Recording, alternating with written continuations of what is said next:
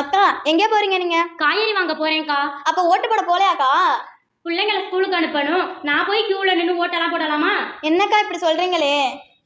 ஓட்டு போடுற பூத் எங்க இருக்குன்னு எனக்கு தெரியாது. அடிப்படி இவளே 1950னா அந்த நம்பருக்கு போனை போட்டு உங்க வாக்காளர் பதிவுல எபிக் நம்பர்னு ஒண்ணு இருக்கும். அதை நீங்க சொன்னீங்கன்னா உங்களோட ஏரியா உங்களுடைய பூத் எங்க இருக்குன்னு அவங்களே சொல்லிடுவாங்க.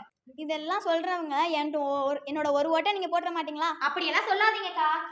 பெண்களுக்கு ரொம்ப கஷ்டப்பட்டு தான் ஓட்டுரிமை வாங்கியிருக்காங்க. கண்டிப்பா ஓட்டு போடணும். இப்பவே போய் 1950ன்ற நம்பருக்கு போனை போடுங்க.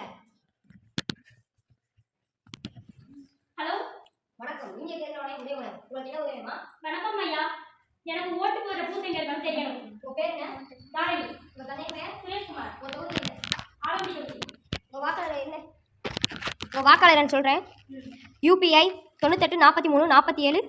இதாமா அரசு மேல்நிலைப்பள்ளி வடகாட்டில் உங்கள் வாக்கை நீங்கள் செலுத்தலாம்.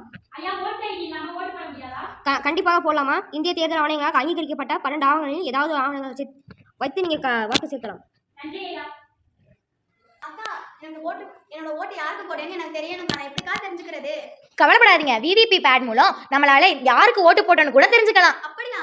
ஆமாக்கா.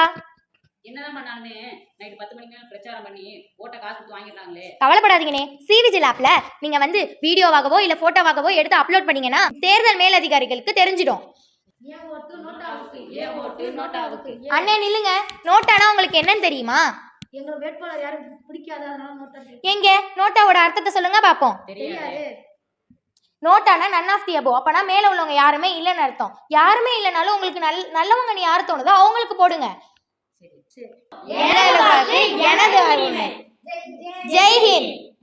விரல் நுனியில் தேசத்தின் தீர்வை எழுதுவோம்.